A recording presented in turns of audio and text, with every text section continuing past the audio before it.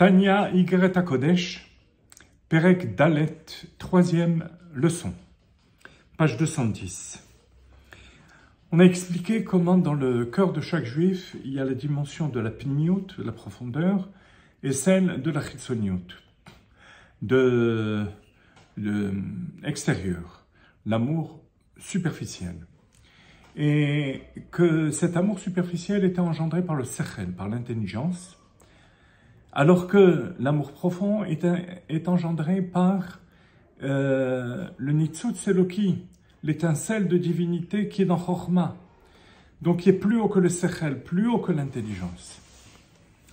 Et on a posé la question existentielle, comment se fait-il que chaque juif ne ressent pas cet amour profond, forcément? Nous-mêmes, on ne ressent pas cet amour profond et intense qu'on devrait ressentir. Et la réponse, c'est qu'on a pris cette pnimiout, cette profondeur, et on l'a investi dans les choses de ce monde, dans les plaisirs matériels. Et donc, forcément, elle ne s'exprime pas, cette ahava, cet amour, comme elle devrait s'exprimer dans notre vie. Et ça, dans les termes de nos maîtres, c'est Galou les Bavel Shrina Imahem. Ils ont exilé à Babylone la Shrina, parce que la Shrina, c'est l'ensemble de toutes les étincelles divines, de l'ensemble du peuple juif. On a exilé la Shrina à Bavel. Bavel, ça met du mot bilboul, l'esprit trouble qu'il y a dans ce monde, le manque de émettre, d'authenticité. Parce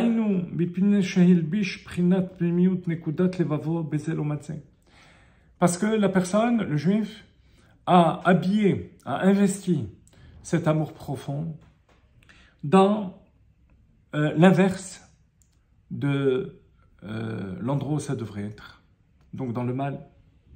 Dans les vêtements sales des choses matérielles, pas forcément négatives, mais matérielles, et des plaisirs de ce monde. On rapporte d'ailleurs que, vous savez que le peuple juif est comparé aux étoiles du ciel et au sable de la mer, du point de vue de la quantité potentielle qu'il y a dans le peuple juif. Mais il y a une différence entre les étoiles et le sable. Lorsque le juif se comporte bien, il est comparé à ce qu'il y a de plus resplendissant, les étoiles du ciel. Alors que lorsqu'il descend plus bas que tout. Pourquoi? Pourquoi ces sentiments extrêmes? Parce que le juif est animé de cette profondeur, de cette étincelle de divinité. S'il ne l'investit pas dans le bien, dans la Torah, dans les mitzvot, dans le chesed, la bonté envers son prochain, eh bien forcément, il va l'investir dans les choses matérielles, et la course vers le matérialisme et vers les plaisirs de ce monde vont se faire avec beaucoup plus d'entrain que le non-juif. Alors attention, là, le Mourazaken va faire le parallèle entre ces deux dimensions d'amour de Dieu et deux opérations qu'on effectue lors de la circoncision, qu'on appelle Mila et Priya. On va tout de suite les définir. Hamchasa, la brite, qui cache l'organe sexuel de reproduction. Unekudat apnimit shebalev, et le point profond du cœur, parce que l'organe sexuel, c'est l'organe qui ressent le plus de plaisir.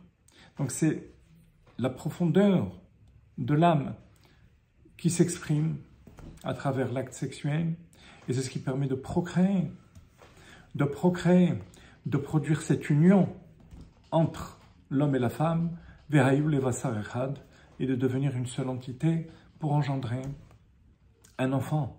Et ce potentiel-là est recouvert par deux peaux qu'on coupe au moment de la circoncision. La mila, c'est la peau épaisse, le prépuce, Et la priya, c'est la membrane qui est en dessous, et que le Moël, celui qui circoncis, déchire pour découvrir le gland, l'organe sexuel.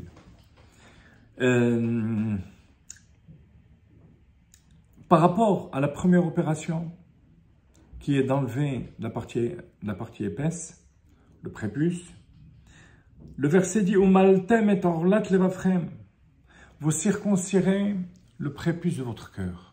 Effectivement, la Torah fait un deuxième parallèle entre la circoncision et le travail de la tchouva. Il y a la teshuva profonde du cœur.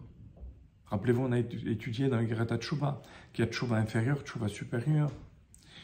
Et le travail d'enlever la peau épaisse, ça c'est un travail qui revient à chaque juif en bas, d'être capable d'enlever la peau épaisse qui couvre au moins la partie superficielle de l'amour de Dieu. Et d'être capable de contrôler ses paroles, ses pensées, paroles, actions. Et là, le verset dit, vous circoncirez le prépuce de votre cœur, ça, et vous ferez tchouva, le devoir de faire teshuva, en enlevant et en retirant les plaisirs grossiers du monde matériel. Mais une deuxième membrane qui couvre, qui cache et qui empêche à cet amour de Dieu profond de se dévoiler, c'est celle qu'on déchire au moment de la prière, où on découvre l'organe et qui est plus fine. Ça fait allusion au plaisir raffiné qu'il y a dans ce monde et dans lequel la personne peut se laisser entraîner. Le Rabbi explique dans beaucoup d'endroits comment dans toutes les midot raot, toutes les pulsions négatives chez l'homme, il y a l'aspect grossier et l'aspect plus raffiné. L'aspect plus raffiné, il est plus difficile à enlever. Par exemple, il y a la avodah zara, l'idolâtrie. De manière épaisse, c'est les lois de avodah zara, l'idole devant laquelle le juif n'a pas le droit de se prosterner. Et ça, c'est dans le pouvoir de chacun de le faire. Il y a une autre forme de avodah zara, d'idolâtrie, plus raffinée.